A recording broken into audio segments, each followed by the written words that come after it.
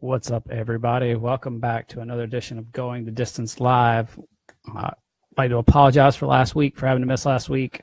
I ended up in a cabin with very, very crummy internet in the mountains. It would not support a live feed, and I should have been a little more diligent ahead of time. I assumed in 2018 that would be the case, that I'd have access to that, but there's still some places that don't have good internet here in 2018. So I had to miss last week. I apologize for that, guys. But just to update everybody on a couple of things happening, I guess, in BHUJ world. I will be at the Veno for Vasculitis event this Saturday. It's a silent auction with some really, really cool goodies. In Raleigh, North Carolina. If you are in the Raleigh area, it would be great. There's information about tickets and stuff. I think there's still some available. All of the proceeds from the event go to the Vasculitis Foundation. The event was started by some girls that lost a dear friend named Danielle to GPA, just like I have. And on the 5-year anniversary of her death, they decided to start a fundraiser for the Vasculitis Foundation in her honor. So it's a wine event, and they get a bunch of items together, put them in baskets, and auction those baskets off. I've been privy to some of behind-the-scenes stuff. I believe some of the pictures are up for the baskets on the Facebook page and stuff. So there are really, really nice prizes in there. So if anybody's looking to splurge and donate to a good cause, that event in Raleigh is an impeccable chance to do that. I'll be giving a little speech before the auction begins, but otherwise I'll be there hanging out, more than likely consuming some wine and mingling with you folks, and hopefully meeting Danielle's parents and everything. Super excited about that event. And then on Sunday, we have Zach Stone. Many of you have seen Zach Stone post and comment on here before. Zach is running the Eugene Marathon on Sunday. He decided to do a fundraiser in honor for the Vasculitis Foundation as well. And we raised a little over $300, I believe. Sorry, my memory's not. I wrote it down somewhere, but I can't find it. But anyways, Zach raised a bunch of money for the foundation. He did not have to do that. We are so proud of you, Zach. I hope you've prepared well, because the marathon distance is a very, very long way from what I've heard. I've heard it's like 26 miles or something. So, Zach, we will all be cheering you on and anxiously awaiting results on Sunday. And again, that's the Eugene Marathon. And if anybody that donated to the foundation through Zach's cause, we thank you so much from the bottom of our heart. Obviously, the foundation means a lot to me, my family, and to loads of other vasculitis patients out there. I know I talk about this a lot, but the Vasculitis Foundation is responsible for not only just supporting patients and getting information to them and their loved ones, and their caregivers, but also their big thing is continuing education programs. Doctors are getting better at diagnosing it, but patients a lot of times still suffer for 6, 8, 10, 12 months before they get diagnosed. And it sucks because a lot of doctors still are in the dark about it. And it's frustrating. And the only way to educate those doctors more about it is through those continuing education programs and getting that material in doctors' hands. So the foundation spends a lot of time and resources doing just that. So it's not just some foundation that, is,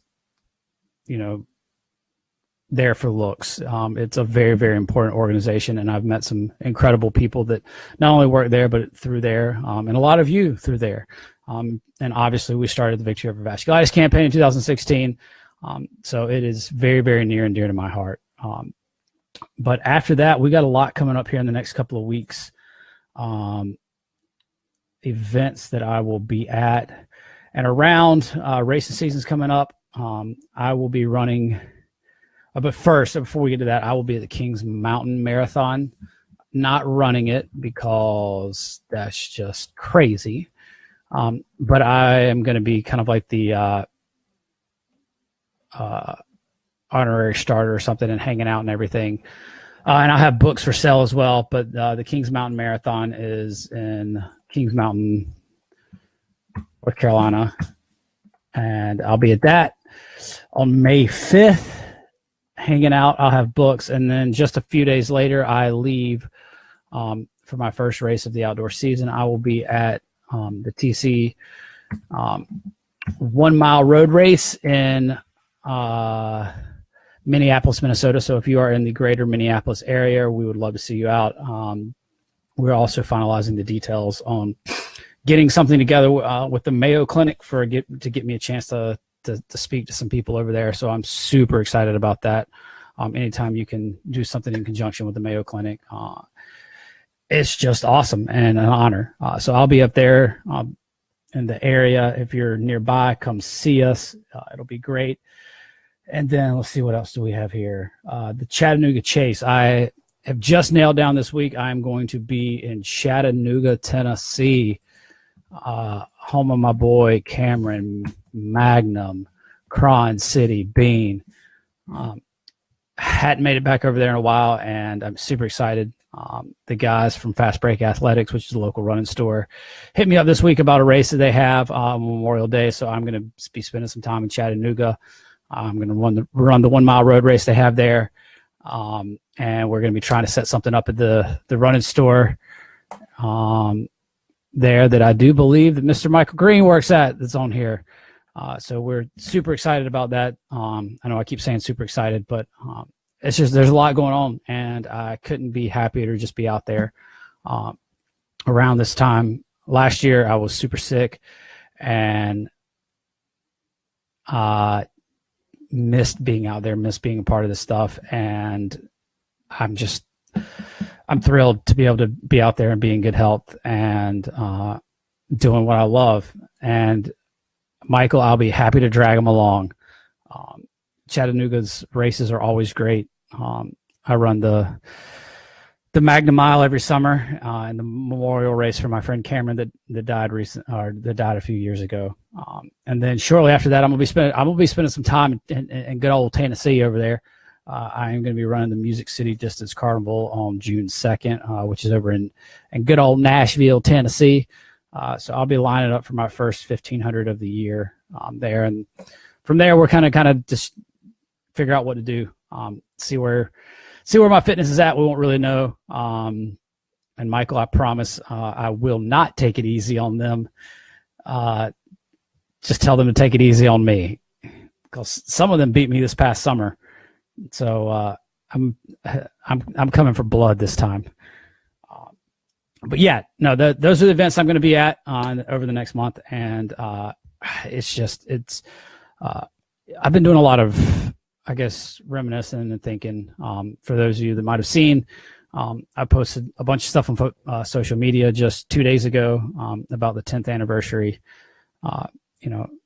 Celebrated, I guess what you would say, my 10th anniversary of diagnosis of my diagnosis with granulomatosis with polyangiitis.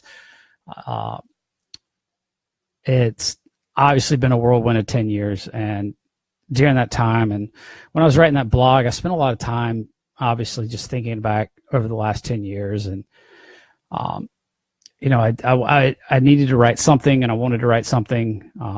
It took many different forms, some of them very, very long to start with. And then it, turned into being something shorter, because obviously a lot of the stuff that I've been through, I've, put that information out there via obviously my book and also through other blogs and everything. So what needed to be updated was just kind of where I'm in life now. And 10 years in, like I said at the end of the blog, I spend more time happy now than I do battling my demons, battling my illness, and no matter what happens with that going forward, I've spent enough time battling and figuring things out on my own, and that's why I spend so much time sharing with you guys, and where I've kind of been able to pick myself up over the last couple of years, and what's been the biggest difference for me. And that's kind of what I wanted to talk about some tonight. Was kind of where my inspiration comes from now and stuff. So, but yeah, that was a good pun, and I didn't even think about it, Aaron. Zach wants to know if there's any expectations for the 1500. We'll find out a little bit more here as we see. I'm starting to get into a shape that's not slow. My body has finally perked up. We're over the little heart scare that obviously turned out to be nothing. I'm in the middle of an 85-mile week, so I'm extremely tired right now. And I haven't run an 85-mile week since about this time in 2016. So training is going really, really well. And I mean, I'm grinding again, and I couldn't be happier about it. Spent some time in Boone, North Carolina last week, where I had been for years, and got some really good work in up there. And it kind of let me know where I was at with some stuff and what we need to work on. But more than anything, I feel like I can finally start doing the work that's going to require me to be one of the best in the U.S. again. Obviously, the parameter is always like 3:42 for the 1500, which is equivalent to about equivalent to a sub 4 minute mile. I would like to be in that kind of shape by June. We will see what happens. I'm going to be honest with myself and be honest with the race director over there. If I don't belong in the fast heat with the big boys, then I will surely give that spot to somebody else. But if things continue to progress the way they are right now, I think we might be ready to bang. But you never know. You just gotta let stuff come to you. I've tried to take a step back after the little heart scare and try not to force it so much, because I was just, I was going so hard, and because I want to be back out there. I'm overly inspired right now to just race again, and seeing my friends all start to line up and race and run those kind of times, and the races that I love to run every year are starting to happen. So it's you're getting excited about getting back out there, and you feel like you're kind of under the gun a little bit. But I can't rush things as much as I want to. You can't force. You have to listen to your body.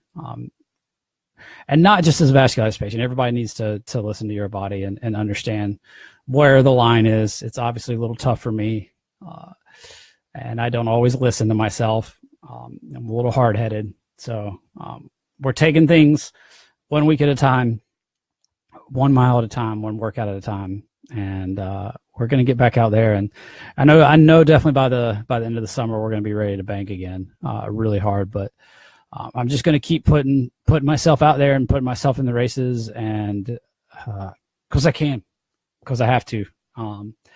And I like I said just a few minutes ago, I could not be more excited about it. I really am inspired by a lot of things going on right now. A lot of things that everybody in this group, everybody that's involved with this story, the Victory Over Vasculitis campaign. Once again, if there's any vasculitis patients that are looking for a good place to share the things that are going on in their life, that are good, they're positive victories, even if it's, getting up and getting to the fridge today and you didn't do that, or, doing your own laundry, or going for a walk around the block, or running a mile, or, I've got a vasculitis patient that's running a marathon this weekend, and I'm, it's seeing what everybody's doing in that group, and seeing the victories that they're having, and the sharing that they're doing could not be more inspiring. It's funny. I was thinking a lot about my running career, about where I've been as an athlete, and kind of what has made me tick all these years. And it was always sort of the underdog, chip on your shoulder. That was just me. That was, and that kind of rage worked for a very long time. And there's obviously still some of that still some of that in me, but a lot of it is just wanting to be part of something that's this bigger than myself. And those have been some of my defining moments. I think in my career, because, well, like I said, the Olympic trials, the reason it was so special is not just because of everything I'd gone through, but who I was representing and what I was representing by getting there, and the community that I was representing. Oh, sorry. I am actually really tired, guys. But the grind, this is such a love-hate relationship. I have missed this feeling for so long, but it is it's a feeling unlike any other. But anyways, I digress. But yeah, like where I draw my inspiration from, and it's from the athletes that I'm coaching right now, and seeing the light bulbs go off in their head, and seeing them accomplish things that they didn't think was possible, and or just reaching the goal that they wanted to reach, that they knew that they could, and helping them achieve that. I mean, these are the things that are really exciting me now. I mean, when I was younger, and when I was 13, 14, 15, and really looking up to my idols in the running world, like seeing people like Alan Webb, or Haley Gabriel Selassie, or Bernard Lagat, any of these guys. You're seeing these guys race on TV, and that's what it's like. That's what I wanted to be, and that's what inspired me. But now it is very rarely that another that's something that I see from an athletic standpoint inspires me. I mean, there's obviously some awestruck performances, but today, man, I'm more inspired by the underdog story, and some of the things that have made headlines, but they're not your classic story of for lack of a better example, the Yankees winning the World Series. They're not stories like that. They're not the Patriots winning the Super Bowl.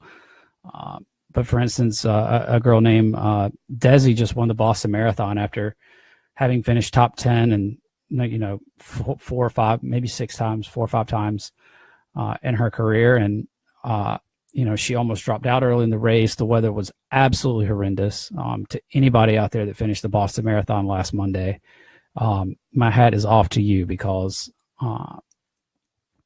there's a lot of people that didn't finish, especially on the elite side. And, shame on them, honestly, shame on them, because they're professionals, and they should hold themselves to a higher standard. When 64% of the elite field dropped out, and not near that many people dropped out of the regular race. I think some of our elites need to take a step back and look at what they're doing, and if they're really considering themselves professionals, if they're dropping out of a race because it's cold and rainy. That's not the definition of professional, honestly. And it really peeved me, but I was excited to see somebody like Desi win, who had been as high as second and finished 4th, 5th, and 6th in that range a ton. But when the weather was super bad and the conditions were actually absolutely horrendous, and all of her competitors kind of crumbled under the weight of those conditions, she performed. She showed up and she grinded it out, and I could not be happier. And the same thing on the guy's side, a guy that has run more sub 220 marathons than any human ever has, but has never hit a big one out of the park. He beat all the big names with all the frills, and he's a guy that works a desk job for the government in Japan, and he's obviously really good at running, but he's got a very different style, and it was a style that had never finished, had never landed him finishing that high. Yuki went out there and took it to the big guns, because he knew that they were really, wary of the weather. And, I was super inspired by that, and just super excited to see, the underdogs win in both of those situations, and not that, especially Desi, not that she's an underdog. I mean, she's an Olympian. She's consistently put herself in the situation to perform well in these events, but she's never won.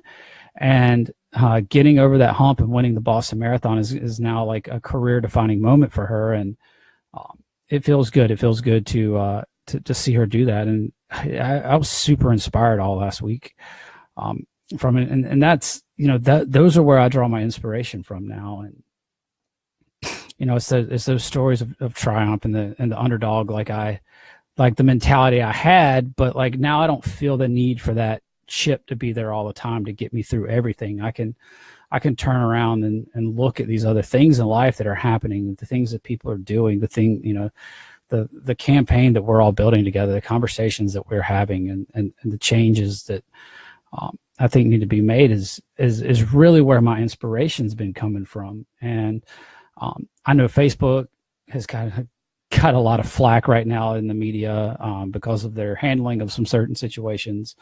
But I've been a part of this platform for 13 years, and it's been a mostly good experience. And it's just all about how you use it, and the information that you yourself control and put out there, and the information that you do and choose to engage with. You know, I've chosen over the last several years to use it as a tool to try to inspire other people and have other people inspire each other and inspire me back. And you know, I've said it probably 100 times already, but you know, when we started the Victory Over Vasculitis campaign, it was all about me, like kind of leading the charge and being the guy that carried the flag out front. And still in some instances that is directly my job, but I really had no clue how I was going to be touched by people and the stories. And you just can't, you know, I was young, I was definitely naive, but you can't understand, because I mean, when we started, I'd never even really met another vasculitis patient, and now I have the opportunity to see patients all the time, to interact with patients all the time, and it has improved my quality of life, and I hope it's improved those people's as well. And now we have a good community of people that all lift each other up. And you know, speaking of people that lift me up all the time, Kate just logged on, and Kate is all the time just she's an incredible person, somebody that I met through the foundation, and hearing her story and what she's been through, and how she continues to still fight every single day of her life is inspiring, and makes me feel like I do nothing sometimes. But that's where I really draw my inspiration from, and I really want other people to be able to find that, and because I think it can make huge changes in your life. I know it's made me not just a better athlete or somebody that engages with people better or whatever, but it's genuinely made me a better person. It's allowed me to see things and understand things that I could have never, like, I just could not, I could have never done. It's made me be able to, and forced me to be able to listen better and put myself in people's shoes and what they're going through. And it's just, I'm constantly amazed, because like I fancied myself a tough person for the longest time. And because of the things that I'd been through, and, you know, I've said it several times, you know, like April every year is a really tough month for me and my family. My family lost a child in the month of April. I had a friend drowned in the month of April when I was 13 years old. And I've had 2 of my relapses in April. My kidneys were shot last April. So April is just generally not a good month for me and my family. And, you know, because of all that, and the stuff that you do, and, you know, like I said, I had that chip on my shoulder, and I fancied myself a tough person, but seeing the things that Kate and my friend Katrina, like the things that they constantly have to battle, it just makes me feel like a wuss. It makes me feel like I'm literally lucky and blessed, for lack of a better word. Because I mean, my disease, and I'm not trying to belittle some of the things that I've been through. They've obviously been very tough, but seeing how they continue to fight for their own lives every day is just, it leaves me speechless most of the time. So I encourage everybody to engage in those things and find things on this platform, or find things in your life where you can draw that inspiration from, to get you through the workout, or get you through your day, or get you out the door. Because that really is the question, outside of, have you ever run a marathon before? The question I get most often is, and I got it last week at a talk I did, is like, well, like, how do you keep doing this? Or what made you keep doing this? Or why do you keep doing this? Or why did you have this dream to begin with? What gets you out the door, when it's snowing outside, or it's cold, or you're super tired? And it's really, it's really my desire to accomplish a goal. And that, if I didn't have those things, like when I don't have something to train for, I don't have something to do, like it's really hard for me to get out the door. And I want more people to find that inspiration to get out the door, and find those things that get you out the door. Because it's always kind of, for me, always been the like eye on the prize. Like you find something to fight for, you find something you really want to do, you find something to train for. And that's what gets you out the door. And now, like, I'm serious. Like when I and this is just going to sound so lame of me. Like I didn't want to get out the door for my second run today. I was so tired. I was kind of a little whiny to myself, and was having to kind of convince myself to get out the door. But literally I was just like, man, I can't. Like a year ago, I would have killed to get out the door. 8 months ago, I would have killed to get out the door for a second run.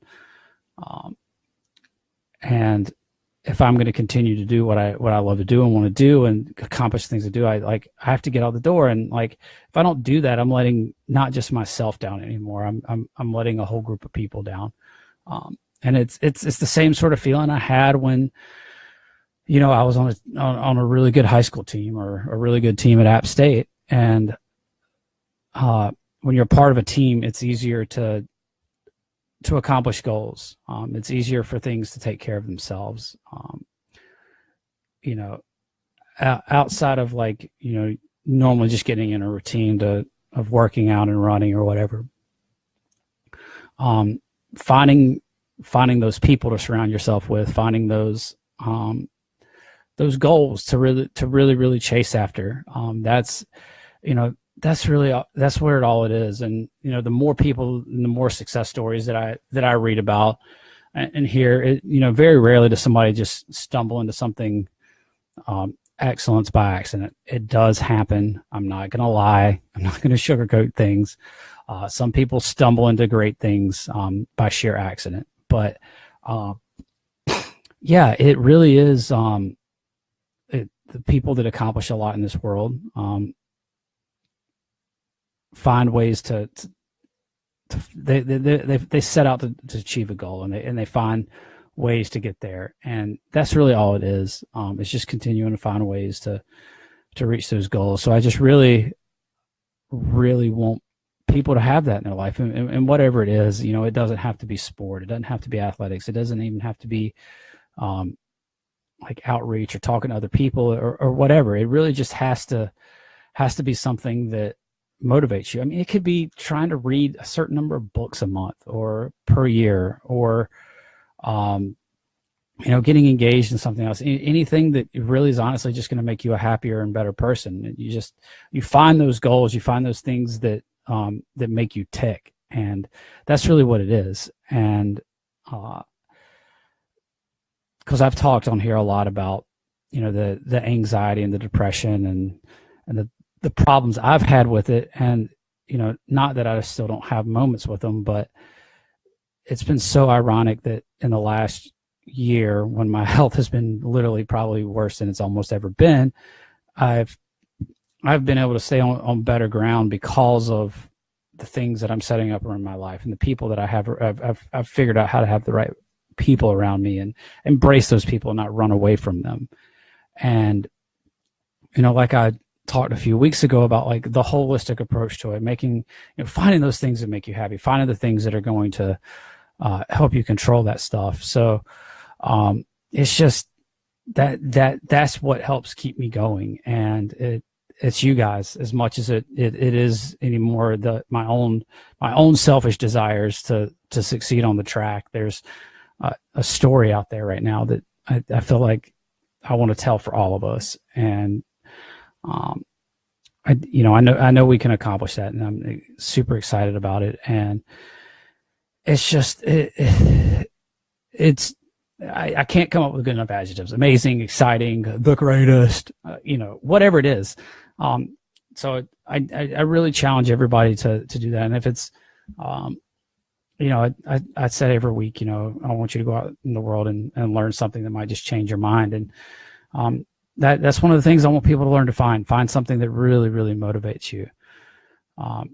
It does. Like Karen says, it's hard to have to be self-motivated all the time. It helps to have others encourage you. It does. It really does. It was, I'll say this, like just a great example from, that have become, really aware of over the last couple of years is, when I was at Appalachian State in Boone, North Carolina. It gets very, very cold in the winter and very snowy sometimes. And the conditions, are just absolutely treacherous and, well, miserable. When I was in college and I was running with the teammates that I loved a lot, and we had a goal of winning conference titles and, winning the Triple Crowns like we had, and competing in all three of those seasons, that weather was a lot more bearable than when I was training by myself, in the years after college. And it was literally the same weather. It was no different. Same city, same place. The only thing that made it more different was the only thing that made it different was, I didn't have my friends around as much. And, it was a lot more difficult. Those runs were they're a lot more miserable. And, it took me a while to realize that. I still obviously love that town. But 10-mile runs in a snowstorm just aren't fun unless you've got some company to be miserable with. And it's an example of having others to encourage you. It's one of the reasons why I enjoy coaching. I love encouraging other people, and if I can be the person that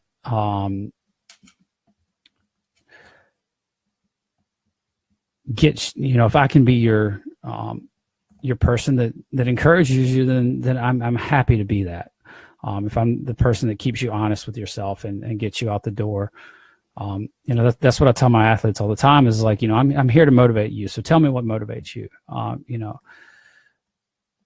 If them reporting back to me that they did stuff or posting stuff on Strava or whatever, like knowing that I'm going to check it, knowing that I'm going to follow up on them, if that gives them the little extra incentive to get out the door, then so be it. And I'm happy to send that email. I'm happy to send that little nudge or little poke, because it makes, like I said, it's not just a one-way street. It's not just me inspiring them, but or being the person that pokes them, stands up like, you need to do this because blah, blah, blah, blah, blah, scientific terms and running. And, it's like, no, it feels good to help other people. So I really, I really encourage everybody to get involved with things like that. And, really encouraging other people and, whatever it is, find your thing that makes you tick. So, I need to catch up on a couple of these comments here. So I apologize. Kate, I walked over a mile today because of how much you and Katrina and Allison and everyone inspired me. Kate, that's absolutely amazing. Katrina said, great job. Kate, you are such an inspiration too. Brandon and Allison are the reasons I fight. I mean, it is great to have people in your life that inspire you to do things. So continue to fight for those and have those people around you. It's super important to your well-being in your community. Because obviously there's a lot of crap going on in the world right now. You can just turn on the news and, it's not a left or right thing. There's just a lot of crap and a lot of negativity going on, and it's easy to get sucked into those cycles. And I was for a while. Actually, about a month ago, I decided I literally wrote. I have a board up here above my computer, and one of the things I wrote on it and that was there for several weeks was read less news. It's not that I want to be informed, but it got to the point where it wasn't just me reading the news in the morning and then going on about my day. It was like I was checking Twitter right after I ran. I was checking the news again when I got to the gym, and I was watching the TVs when I was at the gym. And it's like, what's happening now? What's he doing? What are they doing? What are they saying? Who said something messed up on this? And it's just it's a stimulus we don't all need. It's just too much information.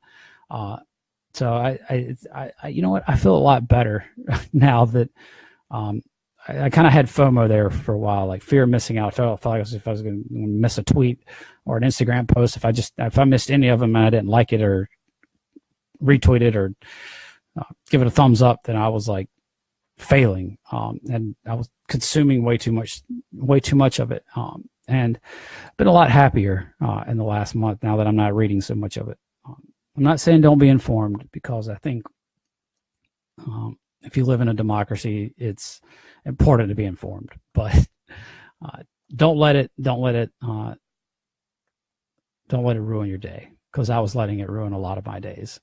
I was getting all jazzed up and hot-headed, and that's just not good. That's not the energy we need to be putting out there, and that's not the stuff that I was just talking about. So, but heck, if you see something and read something that really motivates you to become active about an issue, then that's absolutely fantastic. I mean, you're seeing that with several issues right now. Obviously, the gun control thing or situation has been one that has mobilized a lot of people.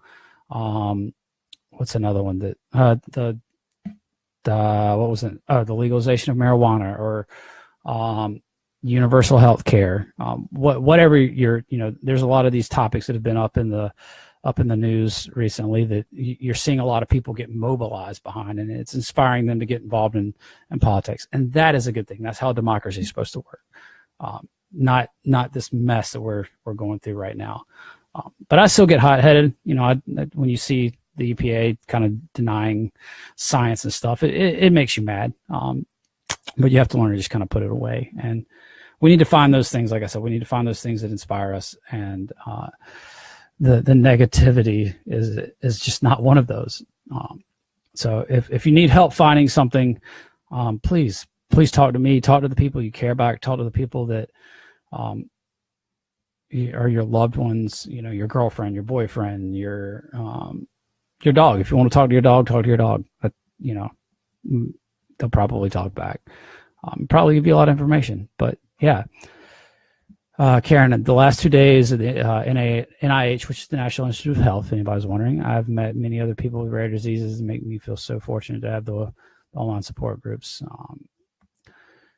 Yeah, that's the thing. I think we really have a good thing going, and I'm going to continue to try to make it larger. So if you're out there, there is the Victory Over Vasculitis there's the Victory Over Vasculitis Facebook page, and Karen's a big poster on there. So please join it, search it, join it. If you're looking if you're a vasculitis patient and you're looking to kind of find a like-minded group of people that are going to help inspire you. It's not the type place, and I don't want to. I'm not speaking ill about these groups when I say this, so please don't take it that way. But there's a lot of groups that there's a lot of posting about, like, what's this rash on my arm? Like, what do I do? My eyeballs falling out. These medications are making me feel bad. What should I do? There's a lot of stuff where patients are talking back and forth about things that they've been through and what's normal, what's not normal. And those all serve a very good purpose. But that's not what our group's about. Our group is about encouraging each other and sharing each other's victories and inspiring each other.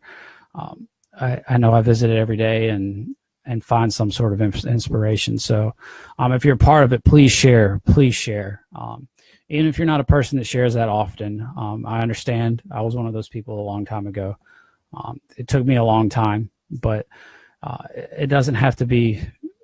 It doesn't have to be something outlandish like I post about having some run that was crazy or whatever. It literally can be like Kate said, she walked a mile, and that's absolutely amazing.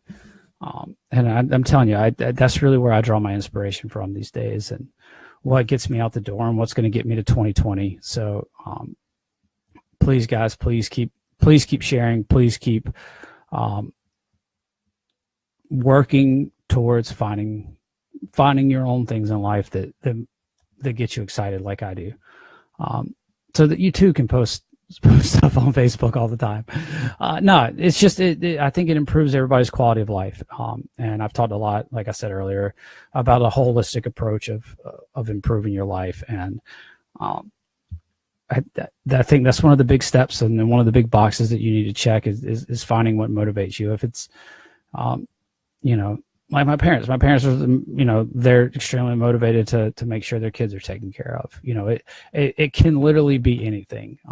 Taking care of your kids. It can be, like I said, if it's reading a book or learning to play guitar or learning an instrument, whatever really, really excites you and you can kind of find yourself lost in, it really does. It improves your quality of life. So please do that. Please find those things. Please share those things with other people. Because the more people that find things like that, I just think the better off the world's going to be. So, anyways, I've kind of rambled on enough about that and talked that into the ground here now. So, I'm just going to kind of leave you all with that this week.